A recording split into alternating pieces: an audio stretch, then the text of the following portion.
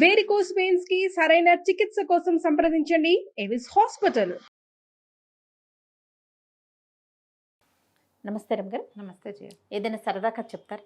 చిన్న కథ చెప్పన. ఒక ఊళ్ళో ఒక భూస్వామి ఉన్నట్టు. ఆయనకి ఇల్లు, వాకిలి, తోట, మేడ, దొడ్డి, వాకిలి, పొలము, పుట్ర, చెరువు, చేట ఎన్నున్నాయో కనుచూపు మేర వరకు అయిందే. అసలు ఇల్లు మహాలక్ష్మి వైభవంతో తొలతూగుతూ ఉండేది. ఆయనకు ఒక్కటే లోటు, భార్య చనిపోయింది ఆయనకి. అయ్యో పాపం, పెళ్లి చేసుకోవాలని ఉండేది. ఏమడుగుతానులే, ఎవరిని అడిగితే ఏమంటారో లేని ఊరుకున్నాడు. ఈయనకి పొరుగున ఒక పేద రైతు ఒక ఆయన ఉన్నాడు. ఆయనకి మంచి చక్కటి గజ్జల గుర్రం లాంటి పిల్ల కొత్తుంది. దానికి 16 ఏళ్ళో 17 ఏళ్ళో ఉంటాయి.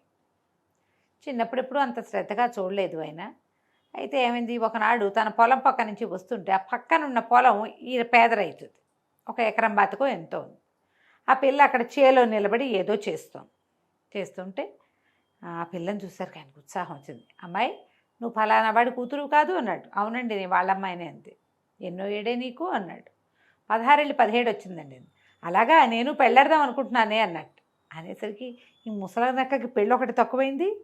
మంచిదండి అలాగే అంది. అయితే ఏమన్నాడు, ఎవరినో ఎందుకు, నిన్నే చేసుకుంటానే అన్నాడు. ఆ తేరగా కూర్చున్నారు ఏంటండి ఇక్కడ అంది పిల్ల. నిన్నే చేసుకుంటానంటే ఏదో సరదాకి, ఎవరిది, నేనేం సిద్ధంగా లేనన్నట్టు తేరగా ఉన్నావని, నేనే తేరగా ఉన్నాను నీకు అన్నది. అనేసరికల్లా ఈయన, అట్లా కాదు, మా ఇంట్లో 7 వారాల నగలున్నాయి, మరి మా పెద్ద భార్యది వడ్డాణం ఉంది, వంకి ఉంది, 2 వంకీలు, కిరీటం ఒకటే తక్కువ, అన్నీ ఉన్నాయి, అవన్నీ నీకే ఇస్తా, పెళ్లి చేసుకోనన్ను అన్నాడు. పెళ్ళేది గిల్లేదు, వెళ్ళండి, పెద్దాళ్ళు మీకు పని పట్టలేదు, వేళకోళ్ళలు ఆడతారా, వెళ్ళండి అంది. అనేసింది. అనేసిన ఆయనకి తగ్గల. ఏమనుకున్నాడు, పిల్లని అడగకూడదు, వీళ్ళ నాన్న అడుగుదామని మర్నాడు ఏం చేశాడు, ఆ పక్కనున్న రైతుని, ఏమో సత్యం ఇలారా అని పిలిచి, పిల్ల పెళ్లి సంబంధాలు చూస్తున్నావా అని అడిగాడు. అడిగితే, లేదండి ఇంకా అంతే, ఎక్కడండి శక్తి అంటే, నువ్వేమీ ఆలోచించద్దు, 1 రూపాయి నువ్వు పెట్టద్దు, నీ పిల్లని నాకు ఇచ్చి పెళ్లి చేయి అనగానే తెల్లపోయాడు. మెరక మీద ఉన్న 10 ఎకరాలు రాసిస్తా నీకు, పిల్లని నాకు ఇచ్చే, పొలం నువ్వు చేసుకో హాయిగా. తర్వాత ఇంకో చిన్న పిల్లాడు ఉన్నాడు, ఒక 8 ఏళ్ళ వాడు. పిల్లాడికి ఉంటుంది, నీకేం భయం లేదు, నేను నీ అండలో ఉంటా, నీకు అండగా ఉంటా, పిల్లని నాకు ఇచ్చి పెళ్లి చేయమన్నాడు. ఈయనకి ఆశ పుట్టింది. ఆ కాలంలో ఓ 50 ఏళ్ల వాళ్ళకి 16 ఏళ్ల వాళ్ళని ఇవ్వడం పెద్ద విశేషమేం కాదు, అన్నీ జరిగేవట్ల. ఇంటికి వచ్చి కూతుర్ని ఒప్పించబోయాడు. ససేమిరా అంది పిల్ల, నిలువు ఎత్తు ధనం పోసినా వాడిని నేను చేసుకోను, ఆ ముసలాయన్ని ఏమైనా సరే అనేసరికి, ఇప్పుడు పొలం ఇస్తానన్నాడు, పుట్టిస్తానన్నాడని ఏం చెప్పినా అది విందే. ఇక ఒప్పించలేకపోయాడు. సరే ఆయన మళ్ళీ అడిగాడు, ఏమంటావు అంటే, 4 రోజులు ఆగండి అదే ఒప్పుకుంటుంది అన్నాడు. 4 అయింది, 40 అయింది అవటల్లా. సరే ఒకనాడు గట్టిగా అడిగాడు, ఏంటో అలాగే గెంటేస్తున్నావు రోజులు, ఏదో ఒక మాట చెప్పాలి నువ్వు అంటే, సరేలేండి ఒక్కొక్కేం చేస్తుంది, పంపించేస్తాలేండి మీ ఇంటికి అన్నాడు. అని మీరు పెళ్ళి ఏర్పాట్లు చేసుకోండి అని చెప్పాడు. ఈయనేం చేశాడు, చుట్టాలు పక్కాలు 50 ఏళ్ల భూస్వామి గారు అందరికీ చెప్పాడు, నేను మళ్ళీ పెళ్ళాడిపోతున్నాను, చక్కని చుక్క అని చెప్పాడు. చెప్పి అందరికి పెళ్ళి ఏర్పాట్లు చేసుకున్నారు. మొత్తం పెళ్లి దగ్గరకు వచ్చేసింది. ఈ పిల్ల దీనిదారిని దానికేం తెలుసు, అదే కదా. అయితే ఏమైంది, పెళ్లి రోజు పొద్దునే ఆయన తన ఉన్న పాలేళ్లలో ఒక మంచి మెరిక లాంటి వాడిని ఒకటి పిలిచి, ఒరేయ్ మన పక్కన రైతు ఉన్నాడు కదా, బక్క రైతు, వాడి ఇంటికి వెళ్ళి, వాళ్ళు దొరగారు మీరేదో పంపిస్తామన్నారు కదా దొరగారింటికి, పంపించమని అడుగు, పంపిస్తాడు, వెంబడబెట్టి తీసుకురా అని చెప్పాడు. చెప్పంగానే కుర్రాడు చకచక వెళ్ళాడు. వెళ్ళి రైతు గారి ఇంటికి, ఏమండే సత్యం గారు, మా దొరగారు పెళ్ళండి, మీరేదో పంపిస్తానన్నారట అనేసరికి ఈయన, సరే ఏం చేద్దామని వాళ్ళ ఇంటికి అవతలగా ఒక బీడు ఉంది. ఆ బీట్లో పిల్ల ఏదో పని చేసుకుంటుంది. ఏం చేస్తుంది, ఒడ్లో ఎరటమో ఏదో చేసుకుంటుంది. ఆ బీట్లో ఉంది, వెంబడబెట్టు తీసుకెళ్ళమని చెప్పాడు. కుర్రాడు ఏం చేశాడు, బీట్లోకి వెళ్ళాడు. ఈ పిల్ల వంగి ఏదో ఒక పీకుతోంది, ఆకులు కొమ్మలు అవి చెట్లు పీకుతుంటే, ఏమండి మీ నాన్నగారు దొరగారింట్లో పెళ్ళికి ఏదో పంపుతానన్నట్ట, ఇచ్చేస్తే నేను తీసుకెళ్ళిపోతానండి తొందరగా, దొరగారు ఊరుకోరండి అన్నాడు. అనగానే పిల్లంది, ఓహో ఇదా ఎత్తు అని, మీది నల్లగుర్ర పిల్ల ఒకటి ఉంది కదా, దాన్ని ఇక్కడ కట్టేసాం, అది అయి ఉంటుంది, వెంటబెట్టు తీసుకుపో. వీడు అటు ఇటు చూసి ఆ బీట్లో ఓ పక్కన ఓ చిన్న కట్టుగోయకి కట్టేసి ఒక గుర్రపిల్ల కనపడింది. పెళ్ళికి గుర్రపిల్లతో ఏం చేసుకుంటాడు ఈయన అని వీడు ఆశ్చర్యపోయి ఆ గుర్రపిల్లనే ఎక్కి స్పారీ చేసుకుంటూ రయ్యమని వెళ్ళిపోయాడు దొరగారింటికి. భూస్వామి గారు వాకిట్లో దాన్ని కట్టేసి లోపలికి వెళ్ళి, అయ్యగారు తీసుకొచ్చానండి అన్నాడు. ఎదిరా అన్నాడు అయ్యగారు.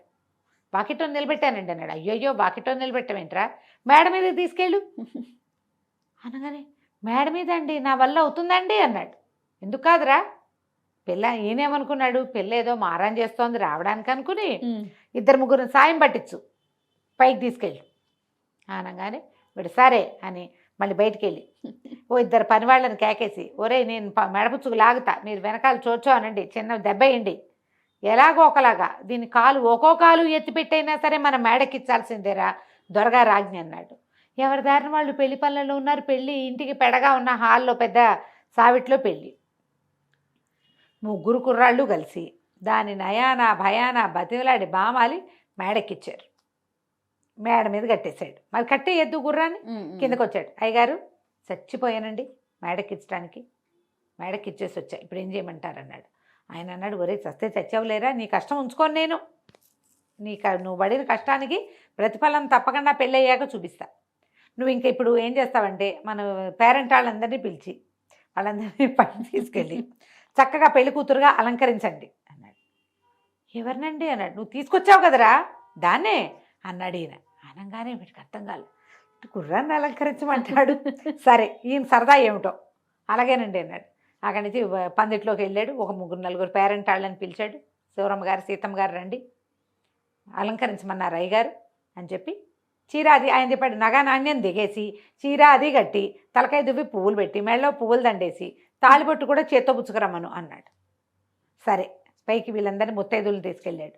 వాళ్ళంతా గుర్రాన్ని మొహానికి కాస్త పౌడర్ రాసి కళ్యాణ తిలకం దిద్దారు.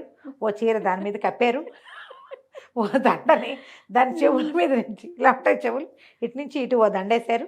నెక్స్ట్ ఏమిటంటే తాళిబొట్టు మెళ్ళో దండ, ఓ దండ ఒక పళ్ళెల్లో పెట్టుకున్నారు. తాళిబొట్టు కూడా ఉంది మేడ మీద అల్మర్లో. బంగారపు వస్తువులు అలంకరించారుగా, నెక్లెస్లు పెట్టగలిగినని పెట్టారు. దానికి ఎన్ని పెట్టగలరు, కొన్నే పెట్టగలరు. అది ఇంత దాని మెడ ఇంత పొడుగు ఉంటుంది. పట్టిన అలంకారాలు దానికి అలంకరించారు. 2 చీరలు కప్పారు. కిందకు వచ్చాడు. అలంకరించామండి అన్నాడు. ఇంకేమిటి ఆలస్యం, తీసుకురా అన్నాడు ఆయన. తీసుకురా అనగానే మేడ మీద నుంచి మెట్ల మీద టకా టకా టకా చప్పుడైంది. వెళ్ళేటప్పుడు కష్టమైంది, వచ్చేటప్పుడు కష్టం కాదు, ఈజీ కదా దిగడం ఈజీ. టకటకలాడుతూ దిగింది. పెళ్లి కూతురు పందిట్లోకి తీసుకొచ్చారు. పందిట్లోకే ఆయన నిర్ఘాతపోయాడు. వచ్చిన వాళ్ళతో గెల్లుమని నవ్వారు. మామూలు గోళ్ళు మనలేదు. వాళ్ళు చక్కగా అలంకారం చేసి బొట్టు పెట్టబడి ఉన్న చక్కని నల్లగుర్ర పిల్లని చూశాడు ఆయన. ఇదేమిటి అన్నాడు. మీరు తెమ్మన్నారు కదండి అని.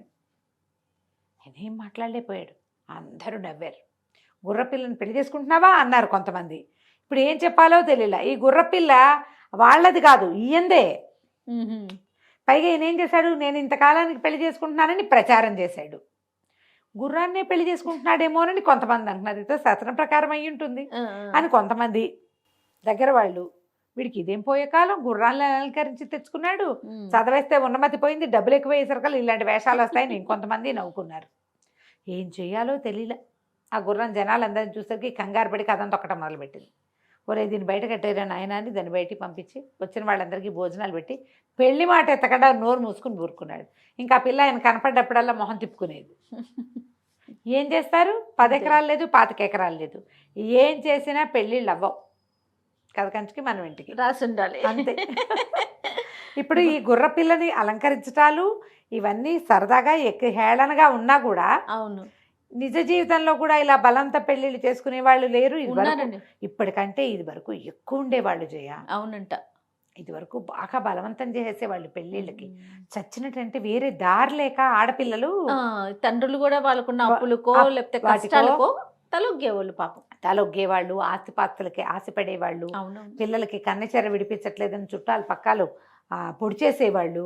అందుకని ఇట్లా బలవంతంగా 30 ఏళ్ళు 40 ఏళ్ళు గ్యాపులతోటి పెళ్ళిళ్ళు చేసేసేవాళ్ళు. పాత కాలపు కథ ఇది. అవును, ఇది వరకు జరిగేవి.